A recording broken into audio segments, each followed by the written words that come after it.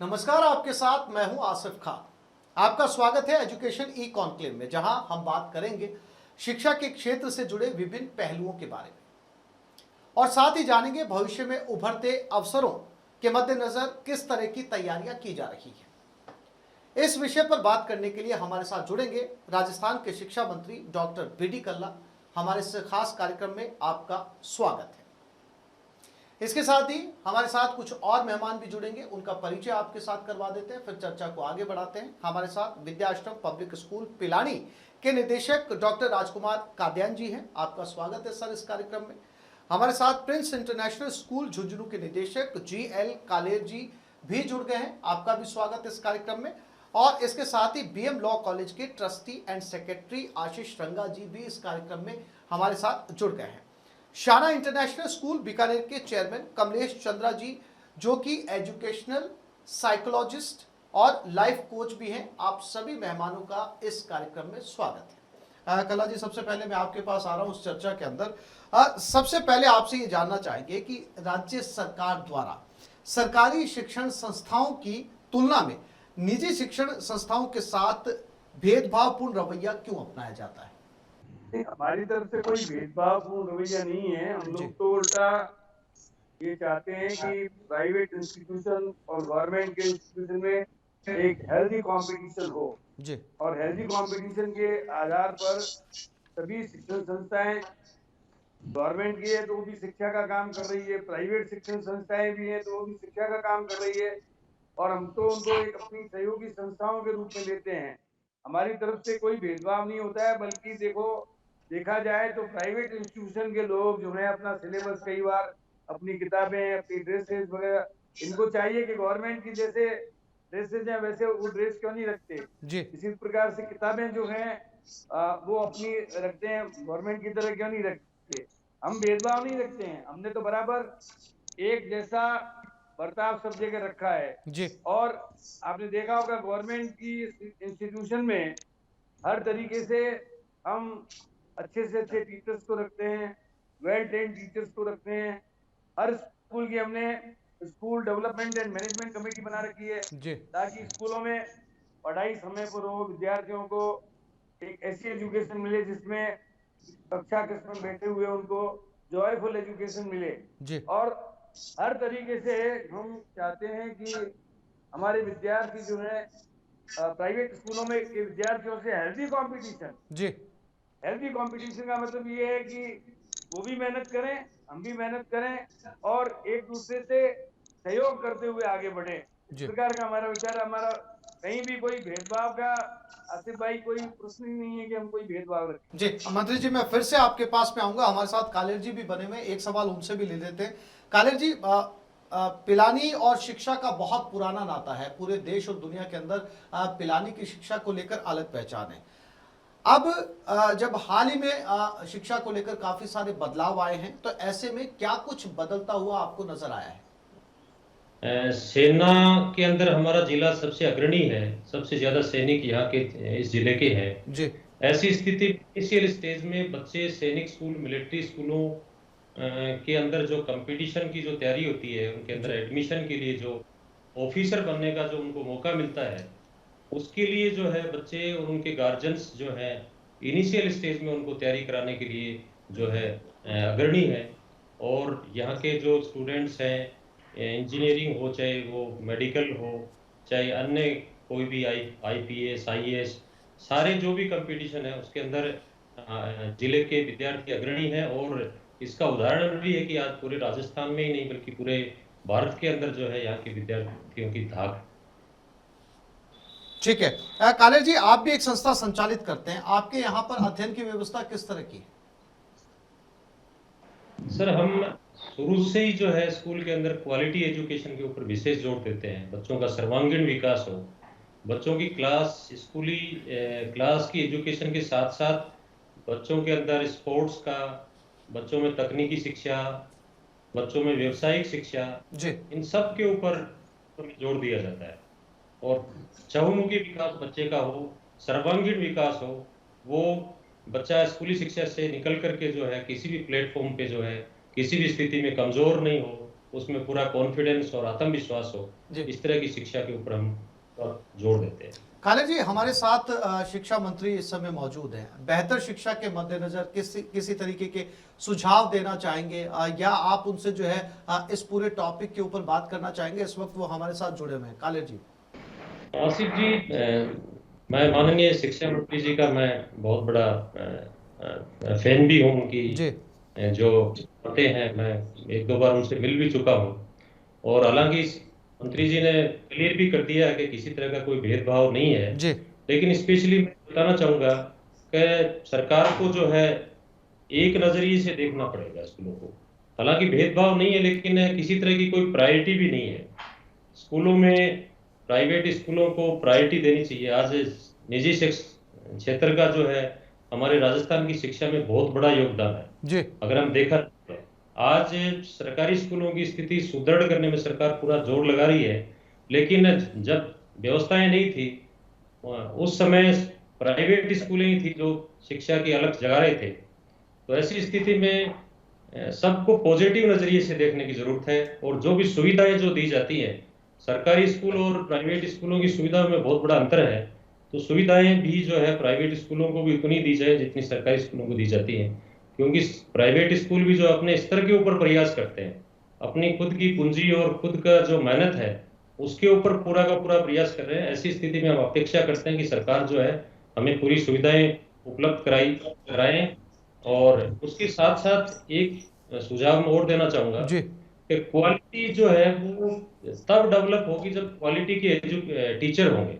तो टीचर्स के जो ट्रेनिंग सेंटर हैं उनके अंदर क्वालिटी डेवलप की जाए, और उनको सुविधा प्रदान करके और उनके अंदर एक बेहतर शिक्षक तैयार किए जाएं, जिससे आज नाम मात्र की डिग्री प्राप्त करके जो टीचर शिक्षक आते हैं वो बच्चों को एक अच्छी शिक्षा प्रदान नहीं कर सकते हैं। जी। तो जो ट्रेनिंग सेंटर है उनको बेहतर बनाया जाए, जी। उनको बेहतर सुविधाएं दी जानी चाहिए। ये मेरा जी। शिक्षा मंत्री जी, कला जी, आप कालेर जी को इस सुझाव या इस डिस्कशन पे किसी तरह की कोई प्रतिक्रिया देना चाहें? खालिद जी ने ये तो बात स्पष्ट कर दी कि हम लोग कोई भेदभाव नहीं करते। प्रायोरिटीज चाहते हैं तो आप ये बताएं क्या क्या प्रायोरिटीज चाहते हैं, वो उन्होंने क्लियर नहीं की। दूसरी बात ये है कि हमारे यहाँ जितनी भी प्राइवेट इंस्टीट्यूशन है, मैं जब से शिक्षा मंत्री बना हूँ, कोई मान लो सेंट्रल बोर्ड से जुड़ना चाहें तो हम तत्काल उनको जोड़ने के लिए एनओसी देते हैं। इसी प्रकार जो हमारे बोर्ड से जुड़ना चाहें उनको हमारे बोर्ड से जोड़ने का हम प्रयास करते हैं। कहीं कोई भेदभाव हमारे दिमाग में नहीं है, बल्कि मैं तो चाहता हूं कि जो काम सरकार कर रही है वही प्राइवेट इंस्टीट्यूशन कर रही हैं। इसलिए मैं समझता हूं कि हम लोग कहीं भी इनको किसी भी तरीके से प्रोत्साहन नहीं देंगे, आगे बढ़ाएंगे।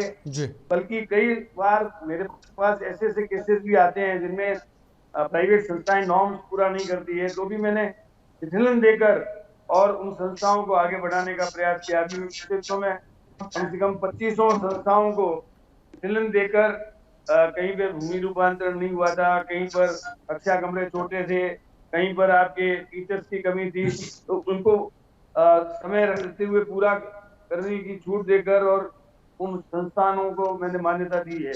और आगे भी मेरी दृष्टिकोण यही रहेगा कि हम लोग कोई भेदभाव नहीं रखें, बल्कि मैं प्राइवेट इंस्टीट्यूशन वालों से आग्रह करना चाहूंगा कि वे भी सरकार जिस तरीके से महात्मा गांधी इंग्लिश मीडियम के स्कूल खोल रही है और उसके माध्यम से आप देख रहे हो कि करीब करीब हम शिक्षा निःशुल्क दे रहे हैं। आप लोग निःशुल्क नहीं दे सकते क्योंकि आप लोग स्वयं चला रहे हैं, लेकिन कम से कम इसको सर्विस मोटो रखते हुए आपको काम करना चाहिए, प्रॉफिट मोटो रखते हुए काम नहीं करना चाहिए। ये मेरी सलाह है।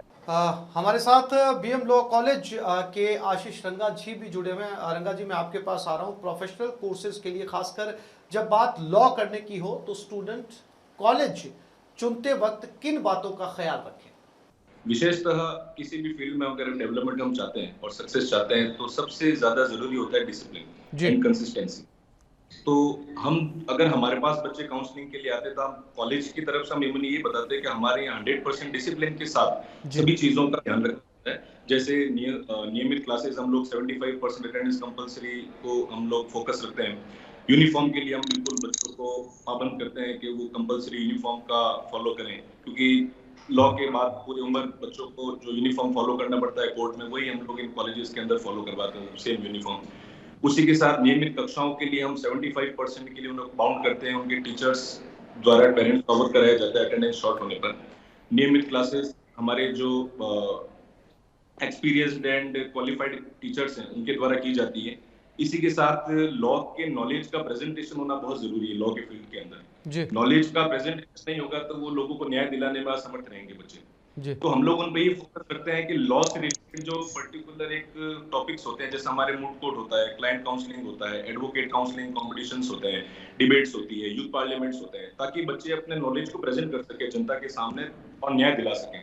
तो उन चीजों पे हम विशेषतः फोकस रखते हैं। इसी के साथ जो प्लेसमेंट का एक बहुत बड़ा रोल रहता है, लीगल फील्ड के अंदर बहुत सारे ऑप्शंस होते हैं, तो हम लास्ट के जो 2 साल होते हैं बच्चों के, हमारे कोर्स से जो 12th के बाद हम लोग रन करते हैं, तो अंतिम जो 2 वर्ष होते हैं जिसमें 4 सेमेस्टर होते हैं, बच्चों को बिल्कुल फोकस कि अगर कोई जुडिशरी में जाना चाह रहे तो हम उनको जुडिशरी की तैयारी हमारे साथ कराते हैं, कॉर्पोरेट में जाना चाह रहे तो उनको इंटर्नशिप्स कॉर्पोरेट में कराते हैं, लिटिगेशन में कोई जाना चाहते हैं तो उनको इंटर्नशिप्स इन सारी व्यवस्थाएं हम लिटिगेशन में कराते हैं। तो हमारी जो कॉलेज की टैगलाइन है नींव से निर्माण तक, उसको हम पूरा करने का प्रयास करते हैं कि बच्चा हमारे पास आए, हम उसे नींव से निर्माण की ओर लेके जाएं। जी रंगा जी, हमारे साथ जैसा कि आप जानते हैं इस समय खुद शिक्षा मंत्री लगातार बने हुए और शिक्षा से जुड़ी इन तमाम अवधारणाओं पर बात कर रहे हैं और आपसे जुड़े सवालों के जवाब भी वो उस वक्त दे रहे हैं। तो अगर इसी तरीके के कोई सुझाव आपके पास हो या आप उनसे किसी तरह की फेवर की आपको दरकार हो, तो वो इस वक्त सीधे आपसे जुड़े हुए, आप उनसे बात कर सकते हैं। धन्यवाद देते हैं हमें ये मौका दिया कि हम माननीय मंत्री महोदय से हमारा निवेदन कर सकें। सर मेरा एक तो ये निवेदन था, हम सर हायर एजुकेशन बिलोंग करते हैं, तो हमें सर कोई भी मान्यता मिलती है तो सर हमें 3 जगहों से मान्यता मिलती है। पहला हायर एजुकेशन जो स्टेट ऑफिसर है वहां से हमको एनओसी मिलता है, फिर कंसर्न यूनिवर्सिटी से हमको एफिलिएशन लेना होता है, देन उसके बाद हम लोग बार काउंसिल ऑफ इंडिया से परमिशन लेते हैं लॉ की। तो सर एक प्रोसेस एनओसी मिलने के बाद हम एफिलिएशन के लिए अप्लाई कर सकते हैं एंड एफिलिएशन मिलने के बाद हम बार अप्लाई कर सकते हैं। तो हम लोगों के द्वारा सारी फॉर्मेलिटीज करने के बाद, सारी फीसेस भरने के बाद, अगर हायर एजुकेशन से डिले होता है तो यूनिवर्सिटी हमारे पर पेनल्टी लगाती है अगर हम लेट हो जाते हैं, और अगर एनओसी और यूनिवर्सिटी द्वारा एफिलिएशन लेट होने पर हमें बार काउंसिल में पेनल्टी भरनी पड़ती है। तो सर ये जो तीनों विभागों का आपस में सर कोई एक जुड़ाव नहीं हो पाता है। हम उनसे निवेदन करते हैं कि सर ये प्रोसीजर न क्यों ना है इस पर्टिकुलर विभाग का, उस वजह से हमें ये दिक्कत होती है। तो सर इसके लिए मैं आपसे निवेदन करूंगा कि हम प्राइवेट संस्थाओं पे ये पेनल्टियों का भार है जिसमें हम लोग एकदम समय पे सारी चीजों को हम लोग अप्लाई कर देते हैं। हम उनसे रिक्वेस्ट करते हैं कि आप पधारें, हमारे इंस्पेक्शन करें, हमें चेक करें, पर एक विभाग लेट करता है तो उसका खामियाजा हम दूसरे विभाग में पेनल्टी भरते हैं, दूसरे विभाग का लेट का खामियाजा हम तीसरे विभाग में पेनल्टी के रूप में करते हैं सर। तो ये तो सर न्याय संगत बात नहीं हुई। तो मेरा आपसे ये निवेदन है सर, आप उच्च शिक्षा मंत्रालय या राजस्थान सरकार में जो भी इन चीजों को डील करते हैं, तो आपके माध्यम से मंत्री महोदय मेरा निवेदन है कि आप उन तक हमारी ये बात पहुंचाएं और आपस में ये जो विभाग हमें मान्यताएं देते हैं उन सब में आपस में एक कॉम्बिनेशन हो ताकि लाखों रुपए लेट फीस हमें करनी पड़े। और एक और निवेदन था सर, ये जो शिक्षा नीति बनती है राजस्थान सरकार की, निजी महाविद्यालय नीति बनती है हर साल सर, तो उसके अंदर सर हम प्राइवेट कॉलेज के एसोसिएशन की तरफ से या हमारा भी कोई रिप्रेजेंटेटिव उस नीति के अंदर हो ताकि हम हमारे सुझाव दे सके कि हमें प्रैक्टिकल क्या समस्या आ रही है और हमारा सरकार से क्या निवेदन है। तो ये सर 2 चीजें मेरी निवेदन थी कि आपके माध्यम से आप उच्च शिक्षा मंत्रालय में ये चीज पहुंचाएं या राजस्थान सरकार में जो भी इन्हें डील करते हैं उन तक सर आप ये मेरा निवेदन पहुंचाएं। ये सर आपसे रिक्वेस्ट की और सुझाव थे। कला जी इस पर कोई प्रतिक्रिया आपकी? हाँ, ऐसा है, इन्होंने दोनों बिंदु बहुत ही सही ढंग से रंगा जी ने उठाए हैं। मैं उच्च शिक्षा मंत्री जी को इनके सुझावों के बारे में जो हमारे राजेंद्र जी यादव उन तक पहुंचाऊंगा। एक तो एनओसी जो है उसका एक समय निश्चित होना चाहिए, 1 महीने के अंदर अंदर कोई भी संस्था अप्लाई कर देती है तो उसको एनओसी या तो दे देनी चाहिए और कमी मना कर देना चाहिए। इसी प्रकार यूनिवर्सिटियों को भी, यूनिवर्सिटी आप जानते हैं ऑटोनोमस बॉडी है, लेकिन यूनिवर्सिटी की कई बार कोऑर्डिनेशन कमेटी में हमें जाने को भाग लेने का मौका मिलता है, उसमें महामहिम राज्यपाल महोदय भी होते हैं। वहाँ हम ये कोशिश करेंगे कि यूनिवर्सिटी भी जो है 1 महीने के अंदर अंदर एफिलिएशन दे दे। और बार काउंसिल तो आप जानते हैं वो अलग ही अपनी संस्था है, उसके लिए हम सब मिलकर के बात करेंगे तब पार पड़ेगी। लेकिन यूनिवर्सिटी में और हमारा जो डायरेक्टरेट है या गवर्नमेंट के लेवल पर आपको 1 महीने के अंदर अंदर एनओसी या यदि आपकी सारी मापदंड सही है तो आपको मिल जानी चाहिए, और यूनिवर्सिटी को भी 1 महीने के अंदर अंदर इंस्पेक्शन करा के एप्लीकेशन दे देना चाहिए। इसके बारे में मैं आपका सपोर्ट करूंगा और हायर एजुकेशन मिनिस्टर को मैं निश्चित रूप से आपके बारे में बताऊंगा। सर, निजी महाविद्यालय की नीति बनती है हर साल के लिए सर। हाँ, मैं समझ गया। निजी महाविद्यालयों के बारे में कोई भी नीति बनती है तो आपको सुनने का मौका मिलना चाहिए। ये बात भी मैं राजेंद्र जी यादव से कहूंगा। वैसे मैं आपकी जानकारी के तौर पर बताना चाहूंगा कि बहुत शीघ्र उच्च शिक्षा, मेडिकल एजुकेशन, टेक्निकल एजुकेशन, सामान्य शिक्षा, primary and secondary education, Sanskrit शिक्षा, इन सब के लिए एक प्राधिकरण बन रहा है। उस प्राधिकरण में जो आपकी समस्याएं हैं वो सुनकर समाधान करेंगे, और मान लीजिए लोगों को कोई संस्था से शिकायत है तो उसका भी समाधान वो प्राधिकरण करेगा। वो शीघ्र ही बनने जा रहा है, उसमें आपका ये पॉइंट कवर हो जाएगा। धन्यवाद। रंगा जी, उम्मीद है कि शिक्षा मंत्री के जवाब से आपको जरूर संतुष्टि मिली होगी। उन्होंने आपकी दोनों समस्याओं का निराकरण करने की यहीं पर कोशिश की है।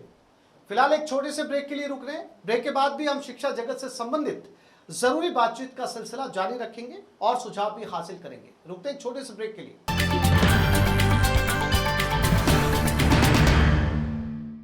और ब्रेक के बाद आप सभी दर्शकों का एक बार फिर से स्वागत है हमारे खास कार्यक्रम एजुकेशन ई कॉन्क्लेव में। अब शाना इंटरनेशनल स्कूल बीकानेर के चेयरमैन कमलेश चंद्रा जी हमारे साथ जुड़े हुए हैं, उनके पास चलते हैं। कमलेश जी, कोविड-19 के बाद जो बच्चे हैं वो पढ़ने से मन चुराने लगे क्योंकि एक लंबा गैप आ गया और अनुशासन से कहीं ना कहीं दूर चले गए हैं। बच्चों में पढ़ाई का तनाव बहुत बढ़ गया है कि आप स्कूल जाएंगे तो क्या होगा, इतने लंबे समय बाद में स्कूल जा रहे हैं। अब शाना इंटरनेशनल स्कूल में इस समस्या से कैसे निपट रहे हैं आप? सर, हमने नोटिस किया कि सच में बच्चों में ये एक बड़ी समस्या खड़ी हुई है जी। हमने देखा कि एजुकेशन में 3 चीजों पे जनरली हम फोकस करते हैं: what to study, how to study and why to study. तो बहुत बार क्या पढ़ना है इसका तो स्पष्ट सिलेबस हमें गवर्नमेंट से प्रिस्क्राइब है, सीबीएसई हमें बताती है जी। लेकिन कैसे पढ़ना है और क्यों पढ़ना है इस पर फोकस नहीं होता हमारे सिस्टम का। तो यहाँ शाना इंटरनेशनल में हमने the purpose and the process जो है उस पर बहुत ध्यान दिया है। बच्चों को हम प्रेरित करते हैं क्यों सीखना है, ये पर्टिकुलर चीज क्यों पढ़ना है, क्यों समझना है, लाइफ के साथ उसका क्या कनेक्शन है। और दूसरा, पढ़ाई की जो प्रक्रिया है, जो साइंटिफिक मेथड है, मेरा ब्रेन कैसे काम करता है, मेरी मेमोरी कैसे काम करता है, मेरी कॉग्निटिव स्किल्स कैसे एनहांस होंगी। तो जो लर्निंग की जो क्षमता है बच्चों में उसको एनहांस करने पर हम लोगों ने पिछले 20-25 सालों में बहुत अच्छा काम किया है। वो उसकी वजह से यहाँ बच्चों में हम बहुत अच्छा उनकी लाइफ में कंट्रीब्यूट कर पाते हैं। चंद्रा जी, इसके अलावा एक बहुत महत्वपूर्ण बात है और इस सवाल से कहीं ना कहीं मंत्री जी भी जो है वो सहमत होंगे, लगातार स्क्रीन के ऊपर रहने से और टीवी और मोबाइल का बच्चों में एडिक्शन हो चुका है। इसे लेकर आप पेरेंट्स को क्या सुझाव देना चाहेंगे? क्योंकि बच्चा स्कूल जाने से पहले उसके हाथ में मोबाइल होता है, स्कूल से आने के बाद में उसके हाथ में मोबाइल होता है, और अब रही सही कसर जो है वो ड्यूरिंग द कोविड जो है ऑनलाइन पढ़ाई की वजह से भी जो है अब उनके पास ये तर्क है कि मोबाइल तो जो है वो शिक्षा की जरूरत है। सर, सेलफोन का बच्चों में बहुत ज्यादा एडिक्शन इन दिनों देखा गया और उनकी जो इससे उनके व्यक्तित्व पे बहुत अलग तरह के प्रोग्राम बच्चे देख रहे हैं और ये कंट्रोल भी नहीं रहा पेरेंट्स का। तो मैं यहाँ पर जो एक चीज हम प्रैक्टिस करते हैं मैं आप सब लोगों के साथ शेयर करना चाहता हूँ।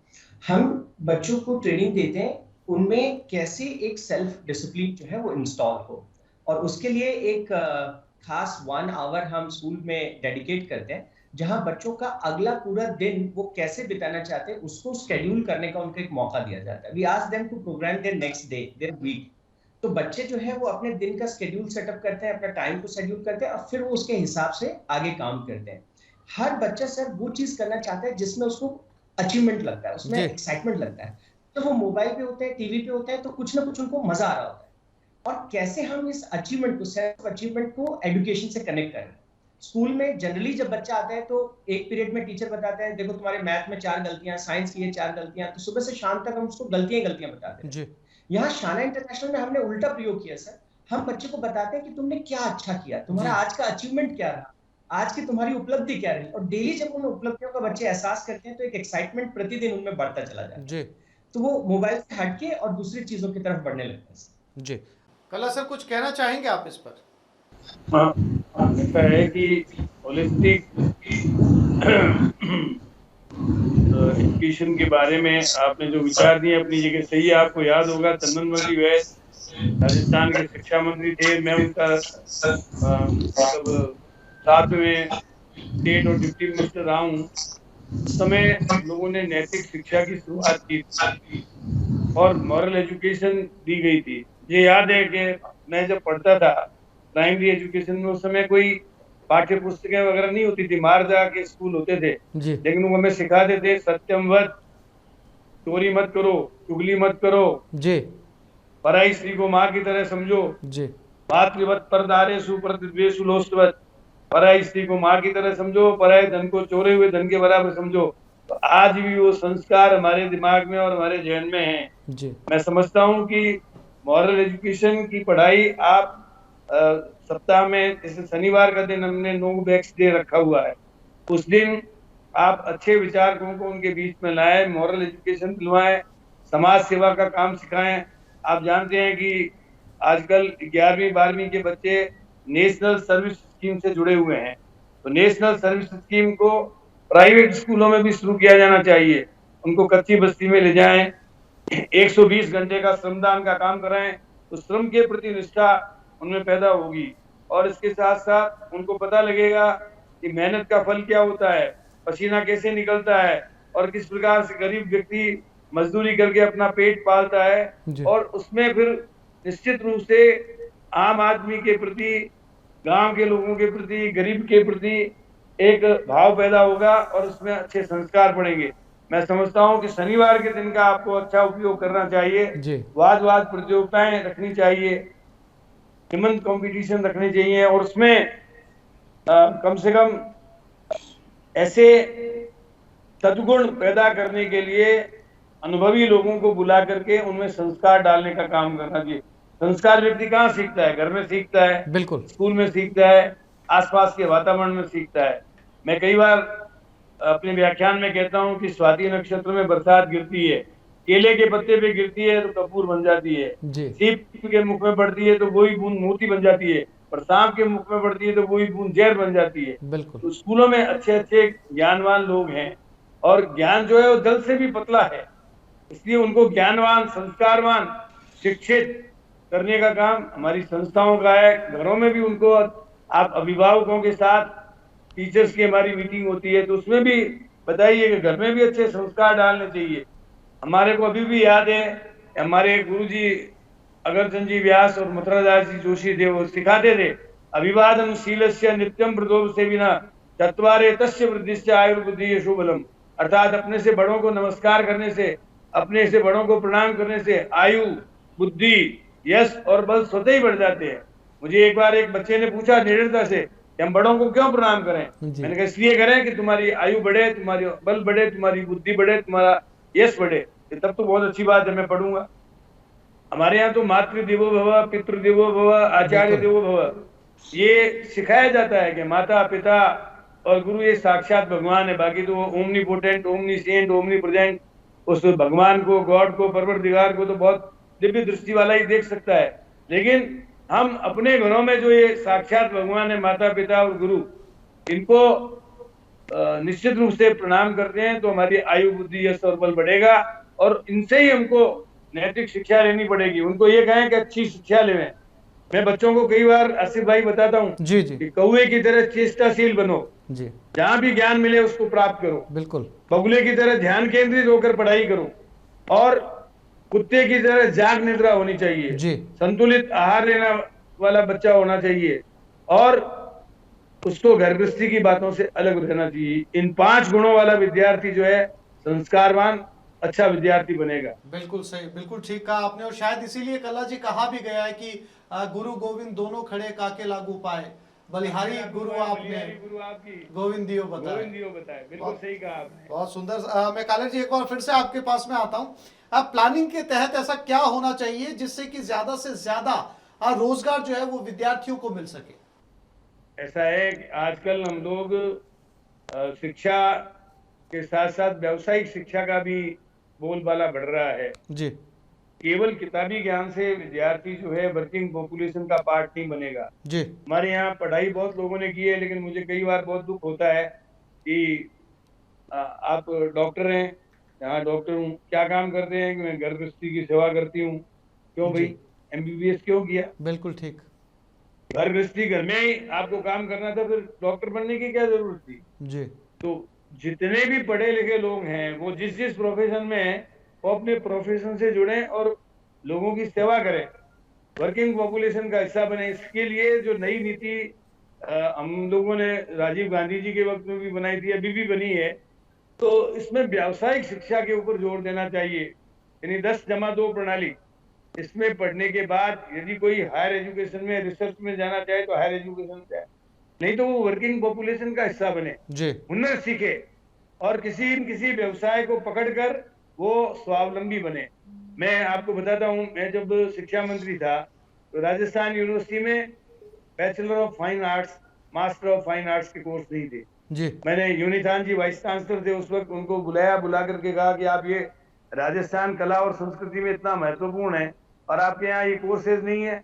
आपको जानकर खुशी होगी कि उन्होंने तत्काल अगले ही सत्र से ये विषय खोले और आज मुझे खुशी होती है जब वो पोर्ट्रेट बनाते हैं। मैं पूछता हूँ कि कितने में बिकेगा जी? इसकी 25,000 कीमत है, इसकी 1 लाख रुपए कीमत है।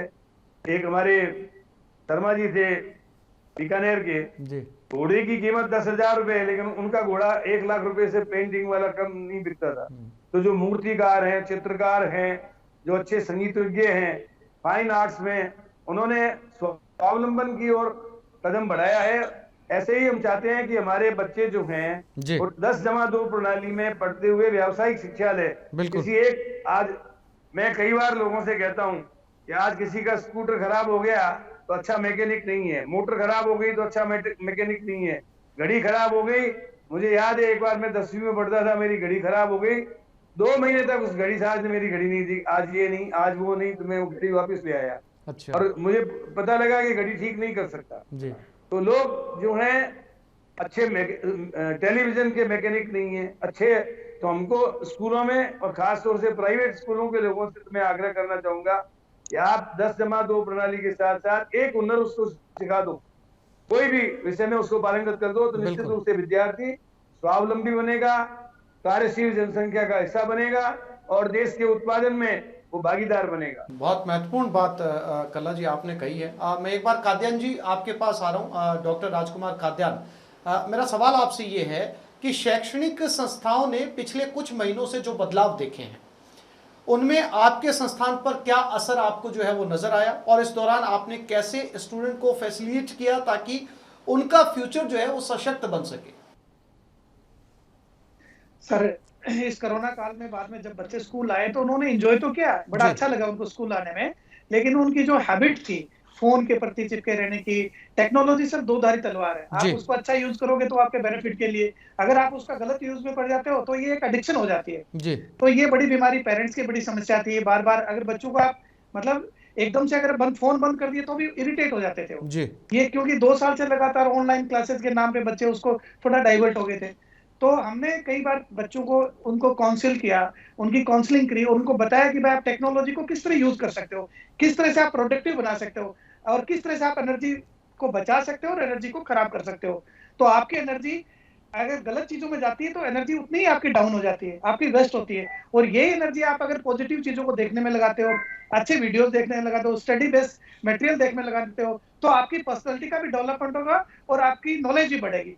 तो बहुत सारे बच्चों ने ग्रुप में बनाए, उन्हें इनिशिएटिव लिए और इस चीज का सर पॉजिटिव रिजल्ट भी आया है।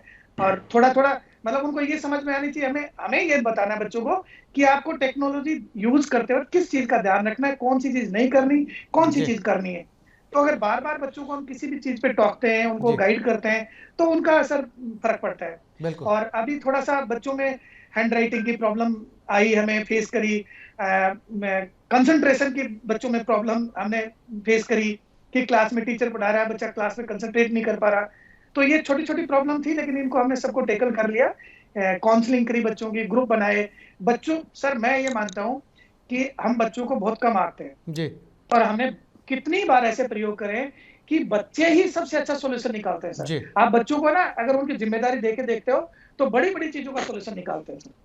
जी। तो बच्चों को ना ऐसी स्टडी होनी चाहिए, चाइल्ड सेंटर्ड एजुकेशन होनी चाहिए, बच्चों को ठीक है। मौका देना चाहिए सर। ठीक है। रंगा जी हमारे साथ बने हुए हैं। मैं रंगा जी, मेरी आवाज मिल पा रही रंगा जी आपको? जी रंगा जी, मैं ये मेरा सवाल ये था आपसे, बीएम लॉ कॉलेज में सिर्फ 5 साल का डिग्री कोर्स ही क्यों संचालित किया जा रहा है? करीबन हजारों बच्चे अलग अलग प्लेटफॉर्म से 5 ईयर इंटीग्रेटेड कोर्स करना चाहने के लिए बहुत इच्छुक होते हैं। और हमने जब यहाँ पे सर्च किया तो एकमात्र एक गवर्नमेंट यूनिवर्सिटी थी जो मात्र 120 सीटें प्रोवाइड कर रही थी 5 ईयर के अंदर जी। और बाहर जाना चाह रहे थे तो कई पेरेंट्स की लिमिटेशन होती है, वो बाहर नहीं भेज पाते और फीसेस भी बहुत ज्यादा हाई है 5 ईयर कोर्स की आजकल। तो हमने 5 ईयर ही सिर्फ इसलिए इंट्रोड्यूस किया क्योंकि हम जो गवर्नमेंट यूनिवर्सिटी की फीस के अंदर ऐसी सुविधाएं देना चाह रहे थे जो बच्चों को वास्तविकता में एक ऐसे पद पे ले जाए, एक ऐसी राह पे ले जाए कि वो एक संस्कारी, जैसा आप एक हमारे साथ में गेस्ट उन्होंने बताया कि संस्कारों के साथ जी आगे वो अपना संस्कार प्राप्त करें। और 5 ईयर एक इतना इंटेलेक्चुअल कोर्स है जो अभी तक इतना प्रचलित नहीं हुआ है आम जनता के अंदर। इसके अंदर जो लॉ के साथ 5 ईयर के अंदर 5 साल पूरा लॉ पे लोग फोकस करते हैं ताकि वो डीप एंड डेप्थ में जाकर के लीगल फील्ड का उसको नॉलेज हो और आगे वो अपने नेशन को सर्व कर सके, खुद एक सम्मानजनक रोजगार प्राप्त कर सके, अपना खुद का नाम रोशन करे, देश का नाम रोशन करे। तो इसीलिए हमने इस संभाग के अंदर लॉ की 5 ईयर की कमी को देखते हुए, चूंकि मैं जोधपुर से बिलोंग करता हूं तो जोधपुर तो राजस्थान की लीगल कैपिटल भी, लॉ कैपिटल भी इसको माना जाता है और यहीं पे मुझे आश्चर्य हुआ कि 5 ईयर की कॉलेज ही नहीं है कोई प्राइवेट संस्था के अंदर। तो हमने सिर्फ 5 ईयर को इंट्रोड्यूस करते हुए इसे 2018 में शुरू किया था। 30 बच्चों से हमने शुरू किया था, आज हम 300 तक पहुंच चुके हैं और हमारा पहला बैच 2023-24 में निकलेगा 5 साल कंप्लीट होने के बाद। तो उम्मीद है कि हमारे बच्चे अलग अलग देश में मेरा आखिरी सवाल मंत्री जी, मैं एक बार फिर से आपके पास में आना चाहूंगा और बहुत महत्वपूर्ण सवाल भी है ये। अब जब स्कूल खुल गए तो क्या बच्चों के वैक्सीनेशन को लेकर बनाई गई कोई ऐसी खास रणनीति है जिससे कि स्कूलों की या शिक्षण संस्थाओं की भागीदारी भी हो? कोविड के लिए जिस आयु वर्ग के लिए टीके लगाने का काम होता है, राजस्थान सरकार ने हमारे स्वास्थ्य विभाग के माध्यम से उसको पूरा किया है। अब एज में और वो नीचे के ग्रुप में आएंगे तो निश्चित रूप से हम 10% उनका टीकाकरण कराएंगे। बड़ों के लिए बूस्टर डोज भी राजस्थान में लगाए जा रहे हैं। तो कुल मिलाकर राजस्थान कोविड से काफी सेफ है। फिर भी हमको 2 गज की दूरी, मास्क के जरूरी इसका पालन करना चाहिए और वक्तन वक्तन जब भी बड़े कोई समारोह होते हैं उसमें भी प्रॉपर डिस्टेंस के साथ और कोविड के प्रोटोकॉल का ख्याल रखते हुए हमको समारोहों का आयोजन करना चाहिए। बच्चों को भी खास तौर से जो रिसेस का वक्त होता है या खेलने का वक्त होता है उसमें भी ये कोविड के प्रोटोकॉल का ख्याल रखते हुए ये सारे काम करने हैं, तब जाकर के हम बच्चों को बचा सकेंगे। वैसे हमारे विद्यार्थियों में बहुत मजबूत इम्यूनिटी डेवलप हो गई है। ऐसा भी मैंने देखा है कि जैसे हमारे घर में जब कोविड हुआ था तो बच्चों को भी हो गया था, लेकिन बच्चों ने रिकवरी समझ लो कि 48 घंटे में प्राप्त कर ली, हमको 5-7 दिन लगे। तो कुल मिलाकर के प्राय राजस्थान में बच्चे भी इस संक्रमण काल से गुजर चुके हैं, उनमें इम्यूनिटी डेवलप हो गई है और जिनको टीका लगाने का जो भी भारत सरकार की गाइडलाइन होगी, हमारा स्वास्थ्य विभाग उसके अनुसार उनका टीकाकरण समय पर कराएगा। प्राइवेट इंस्टीट्यूशन का भी हम पूरा ख्याल रखते हुए वहां पर भी टीकाकरण का पूरा काम करेंगे और कोविड प्रोटोकॉल का मैं चाहूंगा, सबसे अपील करूंगा कि हम सबको ध्यान रखना है। जी कल्ला जी, आपका बहुत शुक्रिया, आप हमारे साथ जुड़े। अपने सभी मेहमानों से मैं कहना चाहूंगा, कल्ला जी की कुछ बैठक हैं, कुछ उनके कार्यक्रम हैं, उनके समय की कमी है, उन्होंने इतना समय हमें दिया, इसके लिए आपका बहुत बहुत शुक्रिया। बाकी के मेहमान बने रहेंगे। कल्ला जी, एक बार फिर से आपका बहुत शुक्रिया हमारे साथ जुड़ने के लिए, इस कार्यक्रम में शामिल होने के लिए। एक बार फिर से जो है मैं लौटूंगा हमारे मेहमानों की तरफ। हमारे साथ जो है आशीष रंगा जी बने हुए। रंगा जी, अगर मेरी आवाज आप तक पहुंच पा रही है तो मेरा एक सवाल है आपसे, स्टूडेंट्स के भविष्य को उज्जवल बनाने के लिए मिशन और विजन के बारे में बताएं। हमारे फील्ड के अंदर लॉ का, मैंने जैसे पहले भी बताया, presentation is very compulsory. Presentation बहुत ज्यादा इंपॉर्टेंट होता है। अगर जब तक सामने वाले को, अथॉरिटी को हमारी बात नहीं समझा पाएंगे तो हम ना न्याय पाएंगे ना इस बात को। तो हमारे जो नॉलेज को प्रॉपर प्रेजेंटेशन कैसे के लिए, जिसे हम अगर हिंदी के अंदर उन्हें एक्सपर्टीज करें, हम उन्हें इंग्लिश भी करें, उनके ड्राफ्टिंग के लिए हम उनको एक्सपर्टीज करें, ये तो हमारा विजन है कि इसी के साथ में इन्हें इंटर्नशिप्स कराएं, इन्हें अलग अलग प्लेटफॉर्म्स स्पोर्ट विजिट्स कराएं, इन्हें हम इंटर्नशिप्स कराएं, इनके बाद इन्हें हम अलग अलग कंपटीशन में इन हाउस कॉलेज के अंदर भी उन्हें हम मूव करें और आगे भी उन्हें भेजें, जैसे हमारे कॉलेज में भेजा जाता है। और मिशन ये रहता है हमारा, जैसे हमारी टैगलाइन है नींव से निर्माण तक, तो बच्चा हमारे पास आए, हम उसे नींव से शुरू करें और उसके एक कैरेक्टर को निर्माण करें, उसके हम एक प्रोफाइल को निर्माण करें, हम उसका निर्माण करें कि वो एक अच्छा रोजगार सम्मानजनक प्राप्त करें। तो ये हमारा मिशन और विजन है कि पॉकेट फ्रेंडली फीस के अंदर हम बच्चों को संस्कार युक्त उन्हें एक अच्छा भविष्य प्राप्त कराएं, ताकि यही हमारी ड्यूटी है। तो इसीलिए हम लोग संस्था को शुरू किया है और मिशन और विजन हमारा यही है कि बच्चे सम्मानजनक रोजगार प्राप्त करें। ठीक है जीवन जी जी। कालेर जी, ये सवाल मैंने जो है वो शिक्षा मंत्री बी.डी. कल्ला जी से भी पूछा था। कमोबेश सवाल के बहुत मायने भी हैं, चूंकि हम शिक्षा की बात कर रहे हैं, और अगर शिक्षा की बात कर रहे हैं तो रोजगार बहुत महत्वपूर्ण हो जाता है, क्योंकि ये माना जाता है हमारे समाज के अंदर कि शिक्षा जो है वो रोजगार का एक बहुत बड़ा माध्यम है। तो प्लानिंग के तहत ऐसा क्या होना चाहिए जिससे से ज्यादा रोजगार विद्यार्थियों को मिल सके? हाँ, स्पेशली जो व्यावसायिक शिक्षा और तकनीकी शिक्षा पे हमें विशेष जोर देना चाहिए। स्टार्टिंग से ही जो है, शुरुआत से ही बच्चों में कंपटीशन की भावना भी पैदा होनी चाहिए। जैसे हमारे स्कूल में सैनिक स्कूल मिलिट्री स्कूल का एक विशेष प्रोग्राम चलता है जी। शुरुआत से ही इनिशियल स्टेज से बच्चों के अंदर इस तरह की एजुकेशन देते हैं, क्योंकि जिला सैनिक जिला है, तो ऐसी स्थिति में हमारे यहाँ के जिले के जो ज्यादातर जो सिपाही के रूप में भर्ती होते थे, आज हमारे जिले में काफी संख्या में जो है ऑफिसर हैं आर्मी के अंदर। उसका सबसे बड़ा कारण है कि उनको इनिशियल स्टेज के अंदर इस तरह की शिक्षा प्रदान की जाती है और कंपटीशन के लिए तैयार किया जाता है जी। तो रोजगार के साथ में जोड़ा जाता है बच्चों को। जी जी। व्यावसायिक शिक्षा और तकनीकी शिक्षा के साथ जो है उनको जोड़ा जाता है। जी जी। चंद्रा जी, मेरा सवाल अब आपसे है। शाना इंटरनेशनल स्कूल में दिल्ली, गुजरात, महाराष्ट्र, मध्य प्रदेश, आसाम और यहाँ तक कि अंतर्राष्ट्रीय विद्यार्थी भी आपके गुरुकुल में आकर रहने लगे हैं। इसकी कोई खास वजह कि आप पूरी दुनिया के स्टूडेंट आपके पास पहुंच रहे हैं? सर, वजह बहुत सिंपल है। हमारा एक सिंपल मोटो है, डूइंग इज नोइंग। अगर आप करेंगे तो आप सीख जाएंगे। बिल्कुल।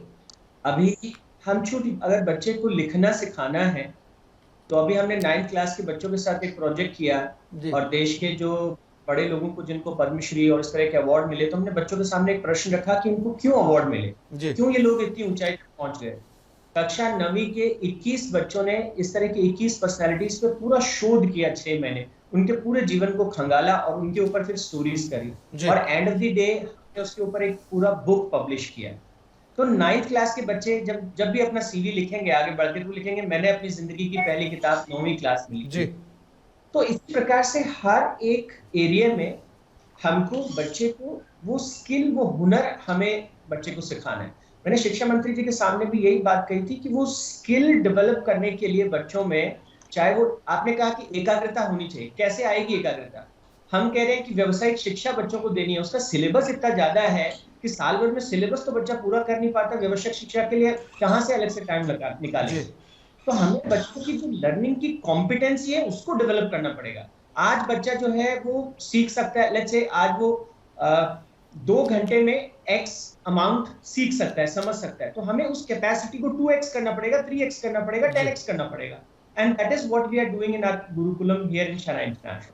तो बच्चों के क्षमता को बढ़ाने पर जब तक काम नहीं करेंगे, तब तक हम कह सकते हैं कि उसका होलिस्टिक डेवलपमेंट करो। लेकिन सवाल ये, बच्चे के पास टाइम कहाँ है होलिस्टिक डेवलपमेंट के लिए? तो स्कूल जाता है, स्कूल से ट्यूशन भागता है, ट्यूशन से स्कूल का होमवर्क, ट्यूशन का होमवर्क। तो मेरा ये कहना है सर, बच्चे की रीडिंग की, लर्निंग की एफिशिएंसी को एनहांस करने के लिए जो एडवांस टेक्नोलॉजीज हैं, कॉग्निटिव साइंस की फील्ड में जो नया रिसर्च हुआ है, उस टेक्नोलॉजी को ना केवल गवर्नमेंट स्कूल्स में बल्कि उसको प्राइवेट इंस्टीट्यूशन में भी गवर्नमेंट की तरफ से कंपलसरी करना चाहिए। हाउ टू लर्न को हमें जो है एजुकेशन सिस्टम में एस्टैब्लिश करना चाहिए, जिसके ऊपर हमारा भी ध्यान ही नहीं है सर। जी।